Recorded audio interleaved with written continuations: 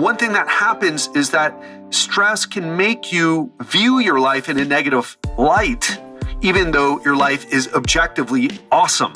And if you don't manage your stress, it can lead to poor sleep, which will lead to even more stress, uncontrollable appetite, which will lead to more body fat, which will lead to more stress because, we know that having a lot of body fat on your body increases stress hormones. Are you a busy professional who's crushing it in your career or in growing your business, but you're struggling to lose weight and transform your body while fitting in your social life as well as your work obligations? If the answer is yes, well, let me help you get into the best shape of your life while thriving in your business. Go to legendarylifepodcast.com/apply and schedule a 15-minute strategy call with me today. Welcome to the Legendary Life Podcast, where it's all about taking control of your health, losing fat, transforming your body, and living the life you deserve with celebrity fitness trainer and longevity enthusiast, Ted Rice. As I've said many times before, I've been in this business for 23 years now. And if there's one lesson that stands out more than all the others, it's this: stress is the great sabotager of our health in general and fat loss specifically. Hope that sentence was clear. But it sabotages people.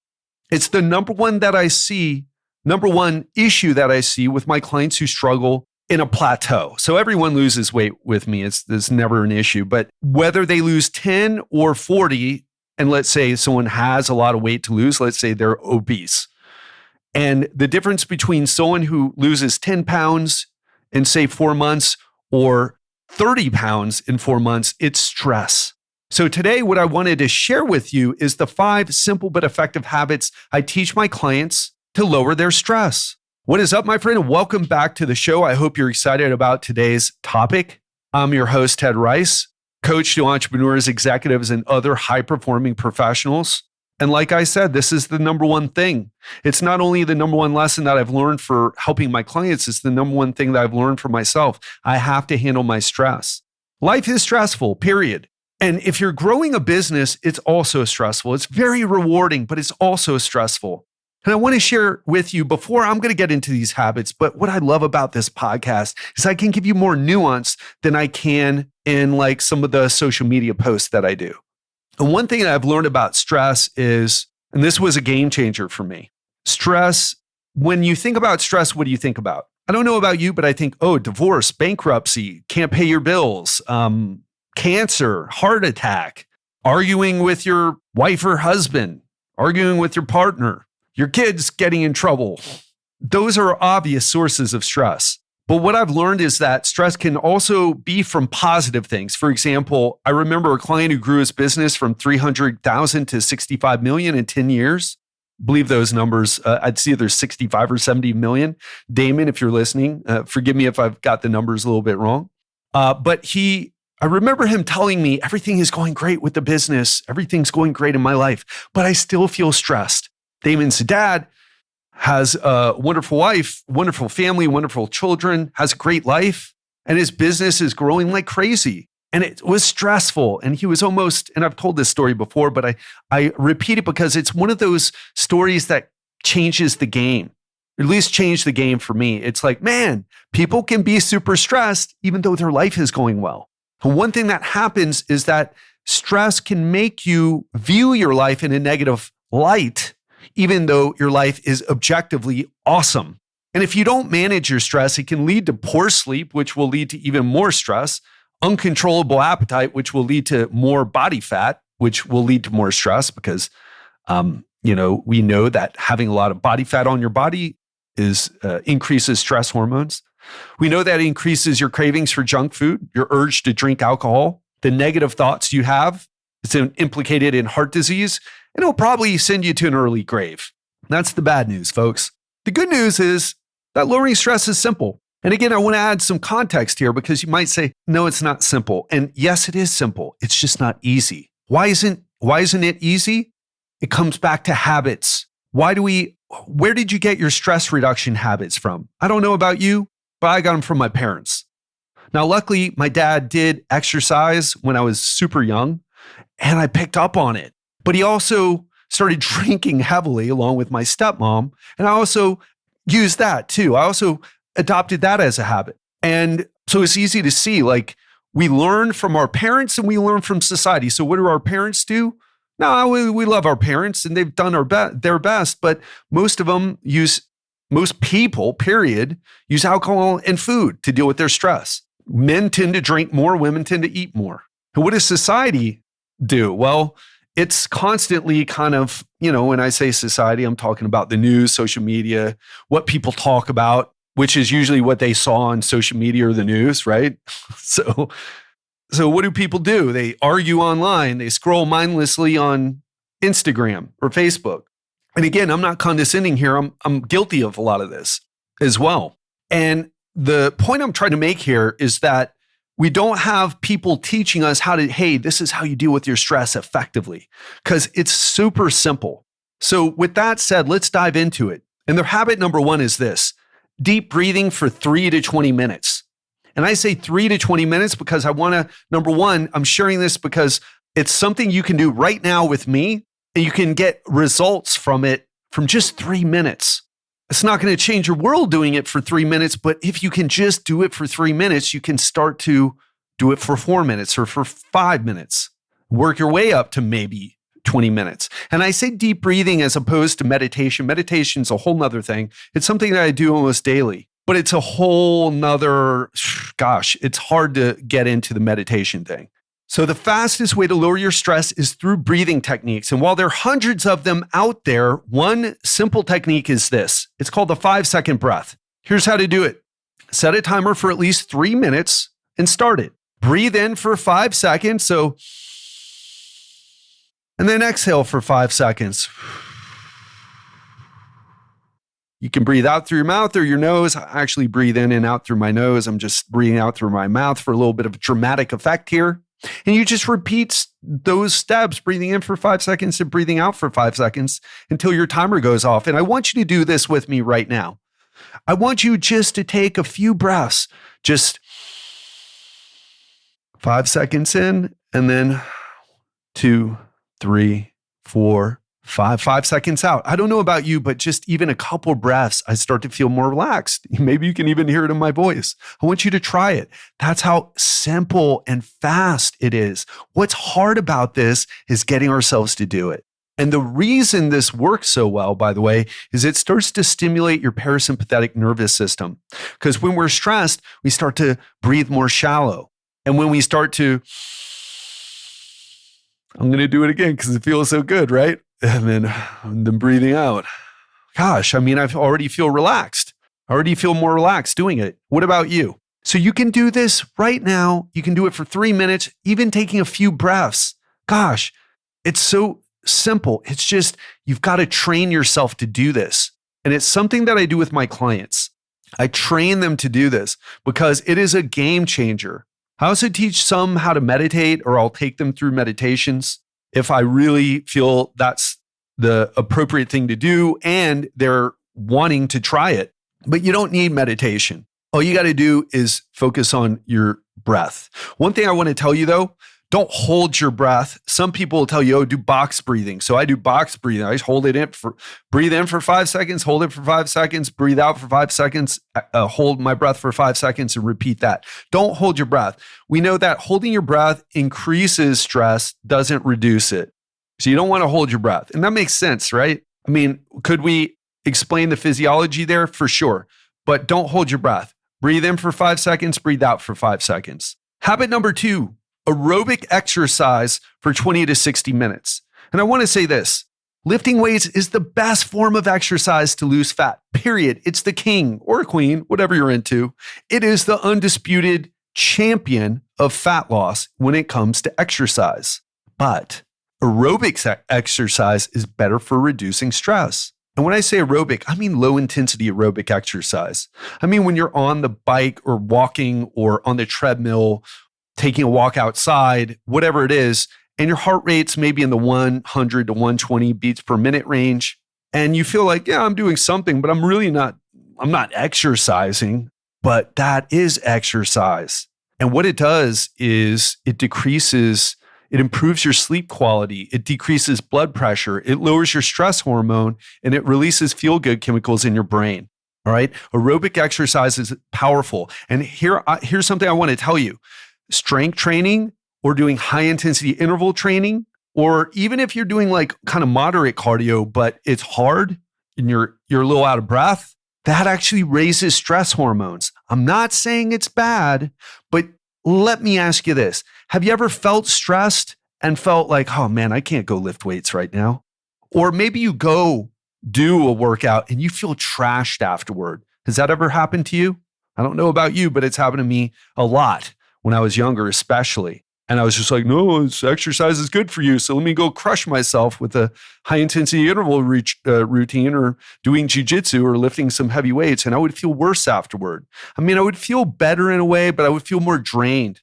And now what I do is this. If I feel stressed, and I'm going to talk about this in habit number 3, but I use an Oura ring. I track my resting heart rate. And when I see it starting to go up, I know that I'm getting in worse aerobic shape and I need to do something to bring the resting heart rate back down. So when I see that happen, I start to focus on aerobic exercise. And what do? Really simple. I just choose a method of like walking, biking, elliptical. Today, I walked on the treadmill for 20 minutes and then I did the bike for 30 minutes. So I did 50 minutes of cardio and really simple. You don't even have to pay attention to your heart rate, although you can, and keep it in that 60 to 70% of your heart rate max. But you can just go at a speed where you can maintain a conversation with someone. And if you can't, then you're going too fast. So what I want you to do next time that you're feeling like, oh gosh, I'm stressed, I just can't go to the gym and lift weights. Your body's trying to tell you something. So listen to it. Go to the gym instead and do cardio. And low intensity cardio, you will come out of it feeling better. And then the next day you can go hit the weights. Now I want to say this, if you find yourself constantly having to do that, you've got to check your life. Why do I feel the need to do so much aerobic exercise to handle my stress that I can't even fit in weightlifting? I even went through this with a client recently. She was going through, she's an auditor, she's a partner in an auditing firm, a public accounting firm. And after she came out of tax season, we focused on aerobic exercise and we've been doing it for a month. And now she's starting to, maybe even a month and a half. And now she's starting to incorporate strength training again. But it took 6 weeks or so, maybe 6 to 8 weeks of aerobic exercise for her to calm her nervous system down. And I mean, it was intense. Her husband had a heart attack and they moved from one place to another. I mean, it's insane what she went through. And I wasn't like, hey, well, you got to go do some squats until you hit muscular failure. I didn't tell her that. I'm like, we got to keep you exercising, but we have to do things that are going to help lower stress, not increase stress. And you know what? She's feeling like $1 million now. And her husband's in better shape too. He's doing well, even post heart attack. So aerobic exercise is a game changer. Habit number 3, track sleep with an Oura ring. If someone comes to me and they say anything about having issues with sleep, boom, get an Oura ring. Sleep and stress are connected. And stress raises stress hormone levels and sleep reduces them. So improving your sleep is a powerful way to lower stress and build resilience. But it can be hard to pinpoint how to improve your sleep unless you're tracking it. And before I got the Oura in 2019, I'd read blog posts and talk to experts, and they would tell you all the same things you've heard again and again and again. Avoid blue light at night, dim your screens at night, get natural light in the morning, go to bed and wake up at the same time, et cetera, et cetera. But the Oura ring takes it to the next level. And by the way, I don't have any affiliation with them, no promo code for you. I just use the product and I love it. And why do I love it? Because it's allowed me to make actionable. I've changed my sleep situation just based on using the Oura. Now, habit number 4 is schedule weekly relaxation. And this is something I teach all my clients to do, and we hold them to it because it's amazing what happens when they start to do this. Here are a few examples of what my clients do weekly for stress. They get a massage. They do float tank sessions. They get acupuncture, meditation classes, yoga, breathwork classes, spending time in nature, going to the beach, for example, walking in a park, for example, learning a musical instrument, going to therapy, planning a vacation. You've got to schedule these things weekly. Now, except for the vacation, if you can schedule weekly vacation, kudos to you. Teach me how you created that lifestyle. Please let us all know. But the other things you can do weekly. It's hard for my busy clients to commit to a relaxing activity because the feeling that it will take time away from their work. And here's the truth. It does take time away from your work or maybe even your family. But what every client finds is that if it's their work they're concerned about, their productivity increases after coming back refreshed. And if it's their family they're worried about, when they show up to their family feeling relaxed, they're more present and your family's getting more quality time with you. So schedule something weekly for relaxation. And the other thing is schedule something weekly that's exciting. And while scheduling something exciting seems the opposite of relaxation, the after effects can cause a big drop in stress. And this happens due to the flow state that occurs when we're doing something that brings our attention into the moment. And flow states, it's just a term to describe the experience of like right now, I'm in a little bit of a flow state. I'm here with you. I'm engaged. I'm not thinking about other things. I'm thinking about my delivery. I'm thinking about, are people listening to this? Are they relating? I'm engaged in this. I'm not thinking about the things that I normally think about. I'm not checking my phone while I'm doing this. That's a really good way to know that you're in a flow state. It's like, are you checking your phone? Are you being distracted easily? Flow states, wow, when you're in a flow state, you're not distracted. I don't even feel the need to check my phone because I'm so into what I'm doing right now. So that's an example. And time flies by without us knowing it because we're so engaged with what we're doing, which is kind of happening to me now. I've got to wrap up. I've got a call in just a few minutes and time has been slipping away from me, which is amazing. I love it.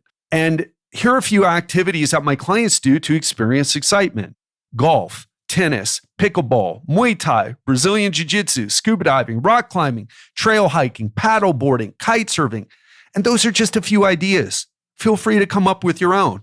But bonus points if it involves something that's a bit challenging for you, a bit scary for you. And double bonus points if it involves being in a group of people who are all, experiencing that flow state together. So you're experiencing group flow. So look, managing stress isn't simple. That's actually the exact opposite of what I've been saying here. It is simple. It's just not easy to get ourselves to do the things that lower our stress. Why? Because we were never taught healthy ways to manage the pressure we feel. And as a result, we go to what's easy: alcohol, food, porn, shopping. What else? That's scrolling on social media. So I teach my clients to implement these strategies, not just to feel better, but what you'll notice is that you perform better. It's easier to get into the zone when you're doing this stuff. So that is it for today. I've got to hit my course, my writing course, actually. But I hope you learned a lot and you were inspired to do something. I would even ask you, which one of these are you going to take action on after listening to this? What's something you can do right away? Is it to set your timer and to do a few deep breaths? Is it to go do some aerobic exercise, to experiment with that because you have a tendency to go do weight training? Is it to go order an Oura ring to start to dial in your sleep? Is it to schedule something right now, schedule a massage right now? Oh, I don't want to spend the money on massage. It's so much money. Listen, get the massage once and then check the ROI on it. Don't think, do an experience. And if you notice a big change, which most of my clients do, and me personally, I get a massage every week, if not two. Keep doing it. And if it doesn't work for you, don't do it again and try something else.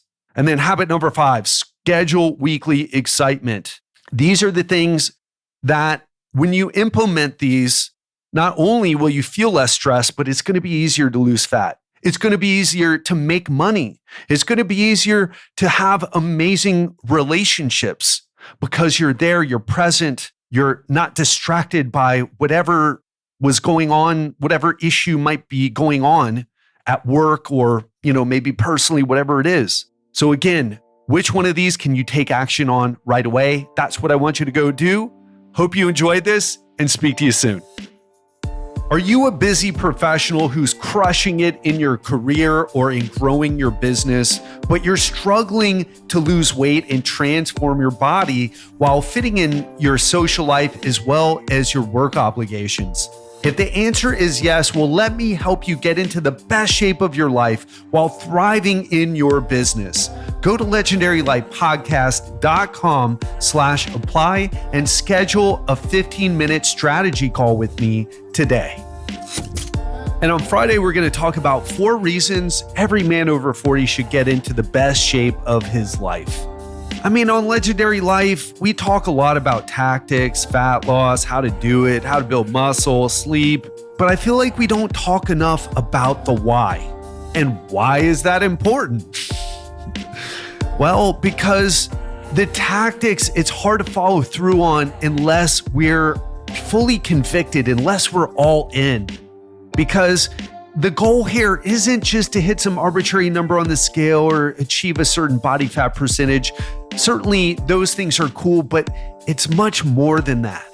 So if you want some motivation about how to and why we should do this, tune in on Friday. So have an amazing week and I'll speak to you then.